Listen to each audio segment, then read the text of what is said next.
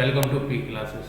आज हम इस वीडियो में बात करने वाले हैं एसएससी सीएचएसएल 2023 का जो नोटिफिकेशन आया था उसके हिसाब से आपकी जो फॉर्म भरने की डेट है वो स्टार्ट हो चुकी है आज से। तो उसमें आपको क्या क्या ध्यान रखना है चीज़ों को वो भी मैं पूरा बताऊंगा और कैसे एज रिलैक्सेशन क्या है, एज काउंट किस से की जाएगी, ये पूरा डिटेल में आपको यहाँ पे बताने वाला हूँ। तो इस वीडियो को शुरू से लेकर अंत तक जरूर देखिएगा, इसमें बहुत सी चीज़ें इन्फॉर्मेशन दे रखी है हर चीज़ करेगी। ठीक है, तो हम शुरुआत करते हैं वीडियो, आप शुरू से देखिए। ठीक है, सबसे पहले अगर जो रिक्रूटमेंट आई है 2023 के लिए, सबसे पहले अगर सीएचएसएल में बात करूं कि कितनी पोस्टें हैं, 4000 पोस्टें हैं, जिसमें आपको पता होगा पीए और एसए अब आपका सीजीएल में आता है, सीएचएसएल में नहीं आता, ये आपको पता होगा। सीएचएसएल में वहाँ नहीं बंद हो गई, पीए एसए अब सीजीएल में ये वैकेंसी हो गई और ये ग्रेजुएशन लेवल पे हो गई। ठीक है, ग्रेजुएशन लेवल पे ये वैकेंसी आपकी अब हो गई है। ठीक है, तो यहाँ पे जो 4000 वैकेंसी वो आपकी एलडीसी और जेएसए की वैकेंसी है, केवल एलडीसी और जेएसए और डीईओ। ठीक है, ये 3 वैकेंसी हैं, इन 3 टाइप की वैकेंसी आपकी, ये कैग है, ये सब आपकी वैकेंसी। ठीक है, इसका अप्लाई डेट स्टार्ट हो रहा है आपका 9 मई से स्टार्ट हो रहा है और आपका 8 जून तक ये चलेगा। ठीक है, तो आपके पास पूरे यहाँ पे 30 डेज हैं, आप इसको फिल कर सकते हैं।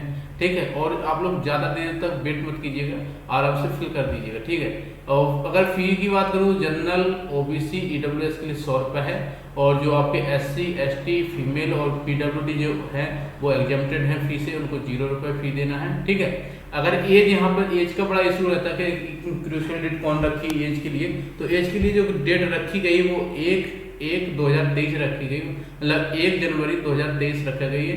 यहाँ तक आपको क्या करना पड़ेगा, यहाँ तक आपकी डेट यहाँ से आपकी काउंट की जाएगी, मतलब आप कितने साल के हैं वो डिसाइड किया जाएगा 1/1/2023 से देखा जाएगा कि आप कितने साल के हो रहे हैं, कि आप इसके लिए एलिजिबल हैं कि नहीं है। वैसे अगर पोस्ट के लिए जॉब की एज की बात करूँ, 18 से 27 साल आपकी, 18 से 27 ईयर्स आपकी होनी सी चाहिए। ठीक है, 27 से ओवर नहीं होना चाहिए, 18 से तो पहले हो ही नहीं सकते। ठीक है, अब बात कर लेता हूँ एज रिलैक्सेशन की। तो एज रिलैक्सेशन की बात करूँ, ओबीसी के लिए 3 साल है, एससी एसटी के लिए 5 साल है, और पीएच जो कैंडिडेट हैं उनके लिए 7 साल है, और यहाँ पर पीएच प्लस एससी है उनके साथ 10 साल, एससी एसटी हैं उनके लिए 10 साल है, ऐसा है। ठीक है, ध्यान रखिएगा। और अगर बात करूँ एलिजिबिलिटी, मतलब कितने तक पढ़े होने चाहिए, मतलब कितने तक आपकी होने चाहिए, तो 12th पास आपकी ये होते हैं, 12th पास है, क्या है 12th पास है। ठीक है, 12th पास ये आपका है यहाँ पे। अगर सीबीटी एग्जाम की आपकी टेंटेटिव डेट की बात करूँ, तो टेंटेटिव डेट दे रखी है, वो अभी आपको नोटिफिकेशन भी आया था, जिसमें अगर देखा होगा 2 अगस्त से लेकर 22 अगस्त तक आपका पेपर चलेगा, मतलब आपको पूरे यहाँ पे एग्जाम चलने वाला है अगस्त के मंथ में। तो आज अब अगर अप्रैल से ही देखा जाए, अप्रैल मई जून, सॉरी अप्रैल यहाँ हटा देता हूँ, मैं क्या बोल रहा हूँ। ठीक है, मई जून और जुलाई, ठीक है, अगस्त। ठीक है, तो यहाँ पे अप्रैल में जून जुलाई से, अप्रैल को मैंने क्यों हटा दी, मुझे को दिख रहा है। तो अभी आपके पास काफ़ी टाइम है, 8 मई से ये आपका 9 मई से स्टार्ट हो गई है आपका, और आप आसानी से इसको फॉर्म को भर सकते हैं। ठीक है, तो आपको कब करना है, तो देखो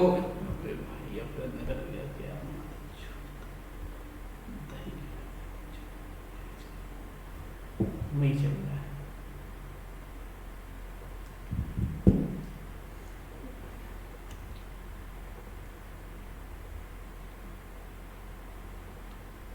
हेलो फ्रेंड्स, स्वागत है आपका अपने चैनल पीके क्लासेस में।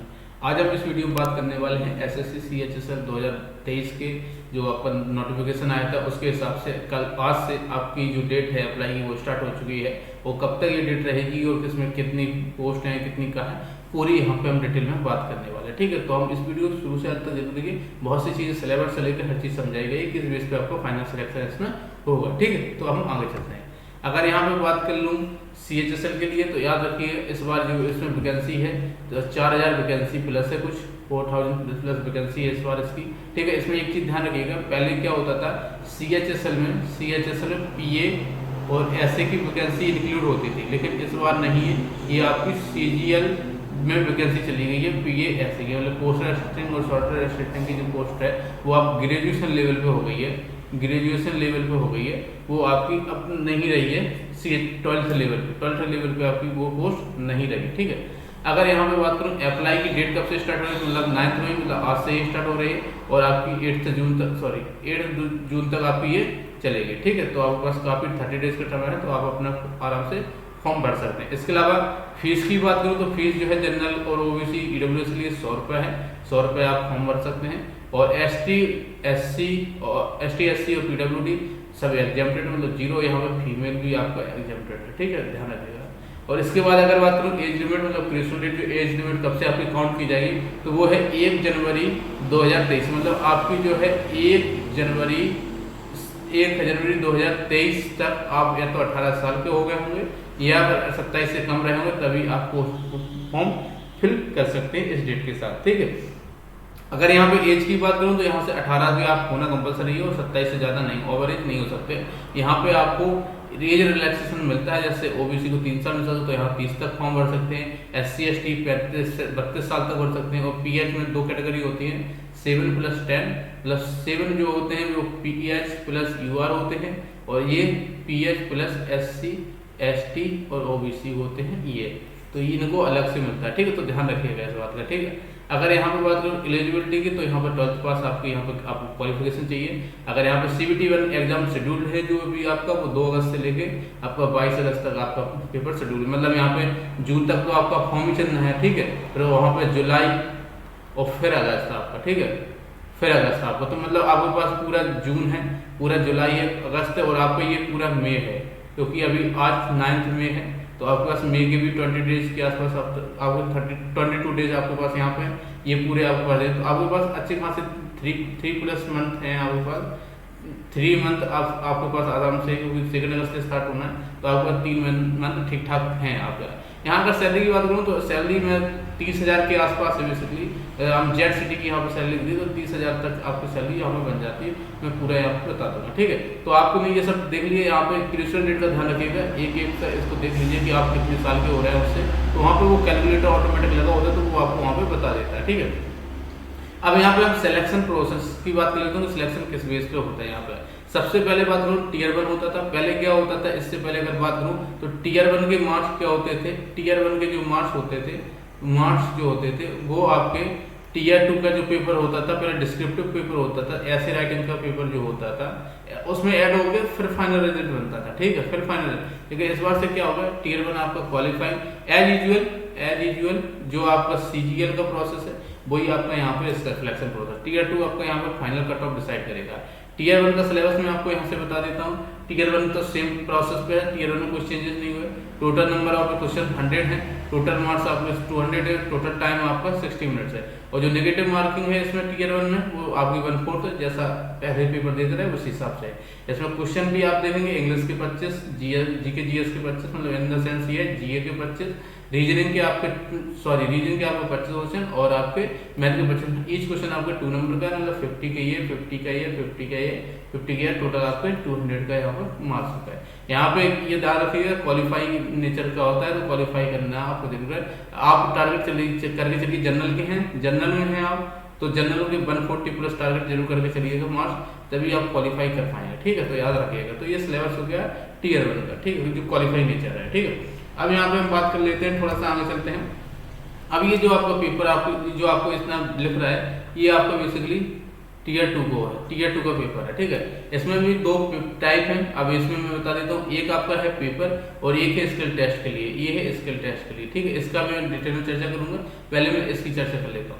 अब एक बात कर लूँ, 2 मोड में पेपर होगा। सेक्शन फर्स्ट आपका जो आएगा उसमें आपके सेक्शन फर्स्ट में पहले मोड में आपका मैथ रहेगा, सेकंड मोड में आपका क्या रहेगा, रीजनिंग रहेगा। ये दोनों नंबर ऑफ क्वांटिटी क्वेश्चन कितना होगा, 60 होगा। ये लिखा भी 60। एक क्वेश्चन आपके 3 नंबर का होगा, तो मतलब 3 नंबर का एक क्वेश्चन होगा, तो यहाँ 180 मार्क्स, मतलब आपका जो 1 क्वेश्चन है वो आपका 3 मार्क्स का, मतलब तो यहाँ पर 360 180 आपका हो गया, तो टोटल मार्क्स 180 होगा। ठीक है, और यहाँ पर जो इस सेक्शन को जो टाइम ड्यूरेशन है वो आपका 1 आवर्स दिया गया है। ठीक है, और यहाँ जो नेगेटिव मार्किंग, मतलब आपके 3 क्वेश्चन, एक क्वेश्चन गलत होने पर 1 नंबर आपको कर लिया, मतलब 1/3 आपकी नेगेटिव मार्किंग है। ध्यान रखिएगा, 1/3 आपकी नेगेटिव मार्किंग यहाँ पर है। ठीक है, 1/3 नेगेटिव मार्किंग है। क्यों है, क्योंकि आपका एक नंबर के क्वेश्चन 3 नंबर का है, तो इस बात का ध्यान रखिएगा। 3 क्वेश्चन होने पर एक क्वेश्चन मतलब 3 नंबर, 3 क्वेश्चन गलत तो 3 नंबर आपके खत्म, ऐसे समझ के चलिए, ठीक है। जैसे मान लो एक क्वेश्चन आपका गलत हो गया तो एक क्वेश्चन 3 नंबर का है तो 3 नंबर आपके ऑटोमेटिक गलत, ठीक है। तो 3 क्वेश्चन गलत होने पर एक क्वेश्चन आपको गया तो 3 नंबर ऑटोमेटिक गया, तो मतलब तीन क्वेश्चन गलत होने पर आपका एक नंबर गलत हो, एक क्वेश्चन पूरा कट जाएगा, मतलब 3 नंबर आपका। मैं इस साइड से मुझे ऐसा लग रहा है जैसे इस साइड हो, क्योंकि यहाँ पर लाइट पट्टी हुई है तो मुझे उसी से पढ़ाता हूँ, तो मुझे लगा यहाँ से, लेकिन यहाँ देखना था, मैं खो गया था आपको समझाते। सेक्शन सेकंड की बात करूं यहाँ पे, तो सेक्शन सेकंड बाद इंग्लिश की बात करूं तो यहाँ पर 40 क्वेश्चन आते हैं, और अगर जीए की बात करूं तो 20 question, number of total question होते हैं आपके 60, और यहाँ पर क्वेश्चन आपके पर क्वेश्चन 3 नंबर है तो 180 यहाँ पर मार्क्स बनते हैं, और हावर्स आपके पास 1 हावर्स ही आपका रहेगा, यहाँ भी 1/3 आपकी नेगेटिव मार्किंग रहेगी। अब बात कर लेते हैं सेक्शन 3, जो आपको पूरा 2 घंटे 35 मिनट का पेपर है, और इसमें कंप्यूटर क्या है, कंप्यूटर आपको 15 क्वेश्चन आएंगे, एक क्वेश्चन 3 नंबर का मतलब 45 नंबर आपके बने यहाँ पे, और जो आपको टाइम ड्यूरेशन मिलेगी वो आपको 15 मिनट मिलेगी, ठीक है। तो ये ऐसे आपका हो गया, देखो यहाँ पे ये हो गया आपका 120, यहाँ पे अगर देखो 120 क्वेश्चन ये हो गया, तो 15 क्वेश्चन आपका ये हो गया, तो मतलब 135 आपका क्वेश्चन होगा।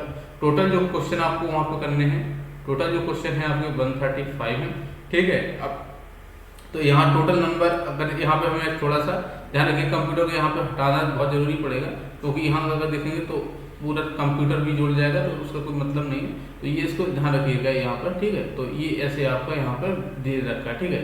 तो ये थोड़ा सा चीज़ से देखो ध्यान रखिएगा। और यहाँ पे क्या है कि जो सीजीएल में है, सीजीएल में बता देता हूँ, यहाँ 45 क्वेश्चन है ये, ठीक है, 45 क्वेश्चन है, ध्यान रखिएगा ये 45 क्वेश्चन, इसलिए ये 210 हो जाता है, और यहाँ पे 390 मार्क्स आते हैं, लेकिन यहाँ पे आपका 360 है टोटल, ठीक है, टोटल आपका 360 है यहाँ पे, इसी टोटल पे आपकी मार्किंग होगी, ठीक है। तो ध्यान रखिएगा इस पर।